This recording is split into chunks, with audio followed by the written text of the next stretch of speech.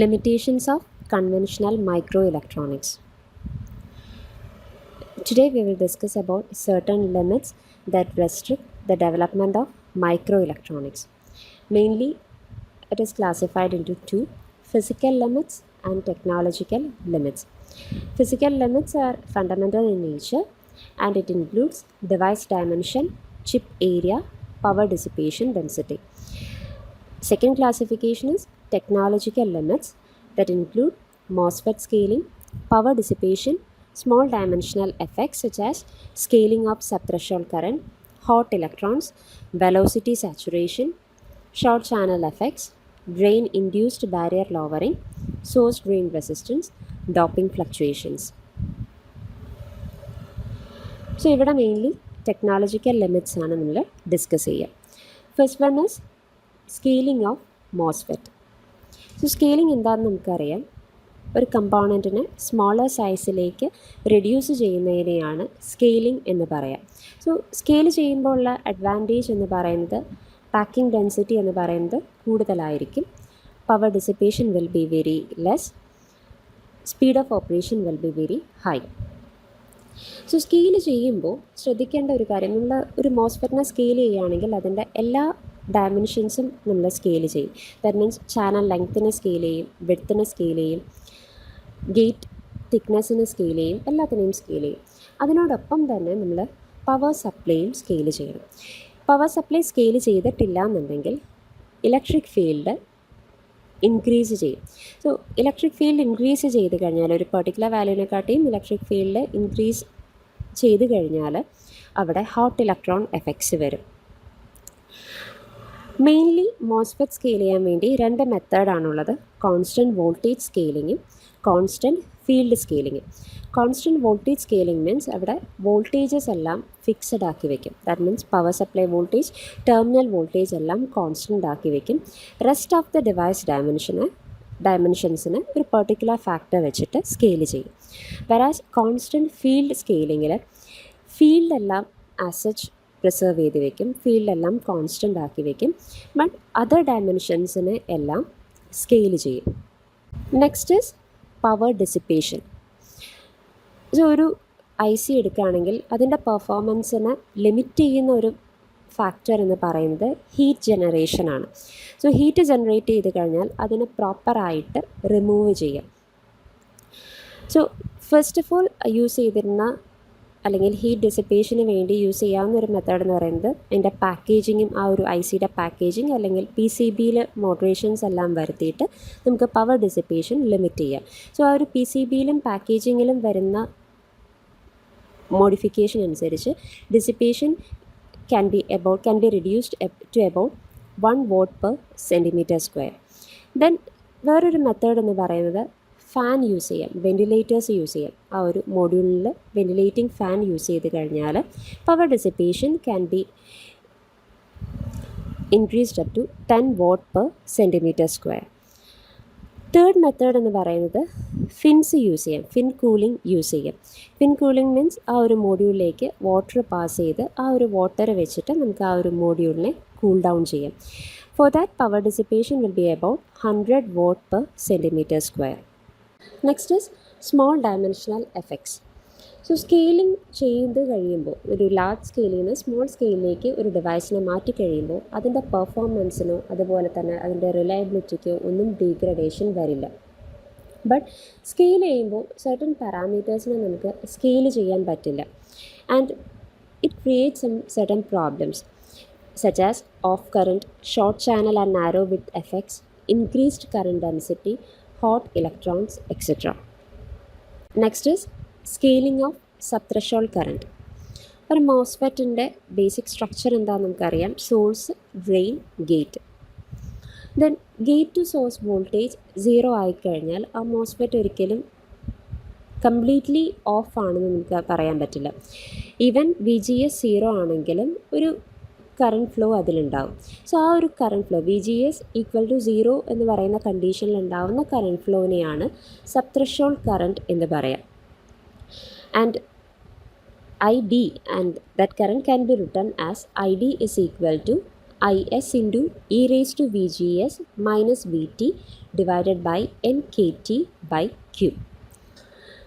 മോസ്ഫെറ്റിനെ നമ്മൾ സ്കെയിൽ ചെയ്യുകയാണ്. That means device dimension എല്ലാം ചെറുതാക്കുകയാണെങ്കിൽ കപ്പാസിറ്റൻസ് എന്ന് പറയുന്നത് കൂടുതലായിരിക്കും. സ്കെയിൽ ചെയ്യുന്നതിനനുസരിച്ച് കപ്പാസിറ്റൻസ് ഇൻക്രീസ് ചെയ്യും. കപ്പാസിറ്റൻസ് ഇൻക്രീസ് ചെയ്താൽ സബ് ത്രെഷോൾഡ് കറണ്ട് എന്ന് പറയുന്നതും ഇൻക്രീസ് ചെയ്യും. സോ ഇവിടെ നോക്കുകയാണെങ്കിൽ കറണ്ട് എക്സ്പോണൻഷ്യലി ഇൻക്രീസ് ആണ് ചെയ്യുന്നത്. ദെൻ കറണ്ട് എക്സ്പോണൻഷ്യലി ഇൻക്രീസ് ചെയ്യുകയാണെങ്കിൽ ആ ഒരു ഡിവൈസായിട്ട് അസോസിയേറ്റ് ചെയ്തിട്ടുള്ള പവർ ഡെൻസിറ്റി എന്ന് പറയുന്നതും എക്സ്പോണൻഷ്യലി ഇൻക്രീസ് ചെയ്യും. Sub threshold current temperature increase ചെയ്യുന്നതിനനുസരിച്ച് ഇൻക്രീസ് ചെയ്യും.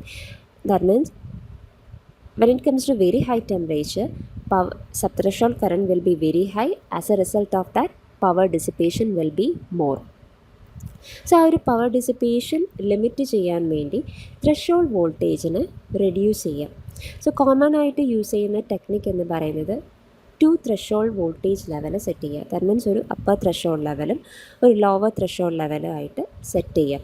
ഓർ സബ്സ്ട്രേറ്റിനെ ബയാസ് ചെയ്യുക in order to reduce the threshold voltage. Next is hot electron.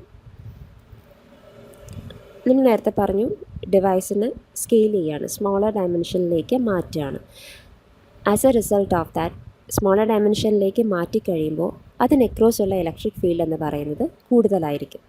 Electric field കൂടിക്കഴിഞ്ഞാൽ സോഴ്സ് ടു ഡ്രെയിൻ ഫ്ലോ ചെയ്യുന്ന ഇലക്ട്രോൺസ് ആ ഇലക്ട്രിക് ഫീൽഡിൽ നിന്ന് എനർജി ഗെയിൻ ചെയ്ത് ഹൈ വെലോസിറ്റിയിൽ അല്ലെങ്കിൽ ഹൈ കൈനറ്റിക് എനർജിയിൽ മൂവ് ചെയ്യും. അങ്ങനെയുള്ള ഇലക്ട്രോൺസിനെയാണ് നമ്മൾ ഹോട്ട് ഇലക്ട്രോൺസ് എന്ന് പറയാം.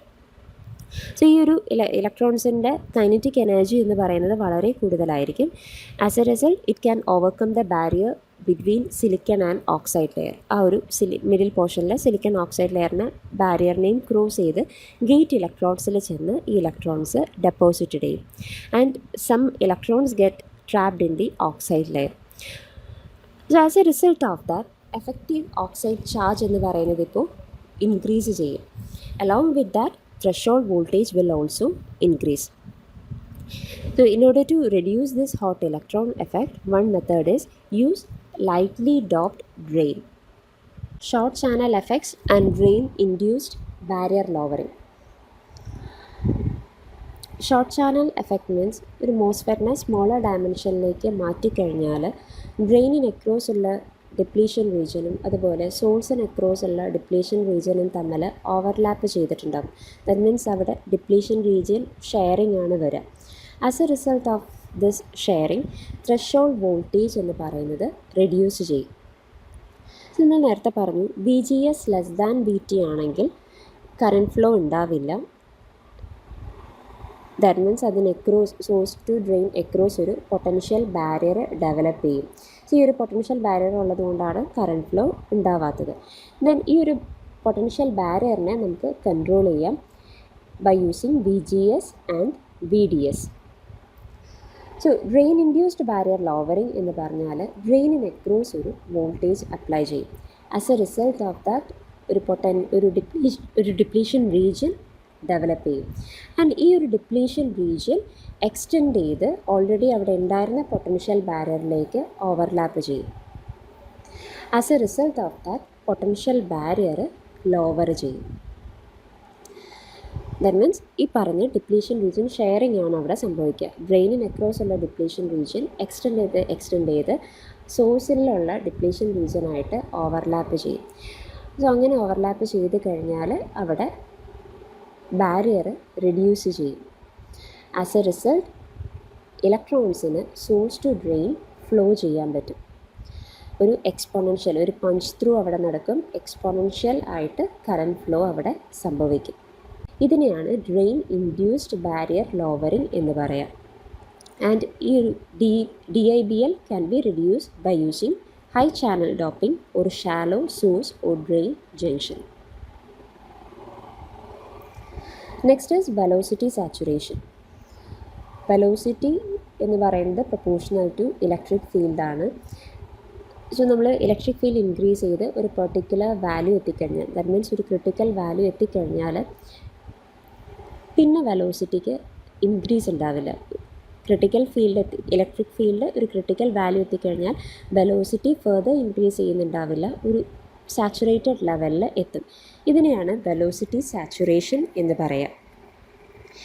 ദെൻ നമ്മളൊരു ഷോർട്ട് ചാനൽ ഡിവൈസ് എടുക്കുകയാണെങ്കിൽ അവിടെ ഇലക്ട്രിക് ഫീൽഡ് കൂടുതലാണ്. As a result of the velocity saturation occur ചെയ്യും. സോ ഡ്രെയിൻ വോൾട്ടേജിന് അനുസരിച്ച് പിന്നെ ഒരു ഫർദർ കറണ്ട് ഫ്ലോ ഉണ്ടാവില്ല. And it will be independent of channel length. So ഒരു ഷോർട്ട് ചാനൽ ഡിവൈസസിലെ ഡ്രെയിൻ കറണ്ടിൻ്റെ ഇക്വേഷനാണത്. ID is equal to COX into W into VSAT into VGS minus VT. Next is source drain resistance. Scale ചെയ്യുമ്പോൾ എല്ലാ പാരാമീറ്റേഴ്സും scale ചെയ്യുമെന്ന് പറഞ്ഞു. Even junction ഡെപ്തും സ്കെയിൽ ചെയ്യും. So source to drain across ഉള്ള ഷീറ്റ് റെസിസ്റ്റൻസ് ഇൻക്രീസ് ചെയ്യും. Sheet resistance increase ചെയ്യുക എന്ന് പറഞ്ഞാൽ അതിന് അക്രോസ് ഒരു വോൾട്ടേജ് ഡ്രോപ്പ് വരും. ദാറ്റ് മീൻസ് ഓൾറെഡി അവിടെ എന്തായാലും അവൈലബിൾ ആയിട്ടുള്ള ഗേറ്റ് ടു സോഴ്സിന് അക്രോസ് അവൈലബിൾ ആയിട്ടുള്ള വോൾട്ടേജിൽ റിഡക്ഷൻ വരും, which in turn affects the current.